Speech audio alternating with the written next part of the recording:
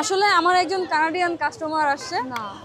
যিনি কানাডা থাকা অবস্থায় আমার এই খাবারের ভিডিওগুলো দেখতেন।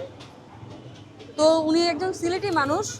সে হচ্ছে গিয়ে তারপরে একদম কয়েকজন মেম্বার্স নিয়ে আর কি, দল বল যদি আমি বলি, নিয়ে আসছে এখানে খাওয়ার উদ্দেশ্যে। অ্যান্ড অনেক আগে থেকেই সে আমাকে ফলো করতেন, যে আমাদের রান্না বা আমি যে কষ্টগুলো আমরা করতেছি, তো এই সব কিছু মিলিয়ে ওনার এই ব্যাপারটা ভালো লাগতো। তো উনি আজকে আসছেন, এসে হচ্ছে 5 প্লেট হাঁসের মাংস, 1 প্লেট গরুর মাংস খেয়েছে ওনাদের এই গ্রুপটা। অ্যান্ড যথেষ্ট পরিমাণে অ্যাপ্রিসিয়েট করেছে। অ্যান্ড অনেকটা নার্ভাস নার্ভাস ওনার কি নাকি ফিল হচ্ছিলেন। তো সবথেকে বড় ব্যাপার হচ্ছে গিয়ে যে আমার এই খাবারের সুনাম শুধু বাংলাদেশের মধ্যে সীমাবদ্ধ না, পুরো ওয়ার্ল্ড ওয়াইড আমার এই খাবারের সুনাম ছড়িয়ে যাচ্ছে।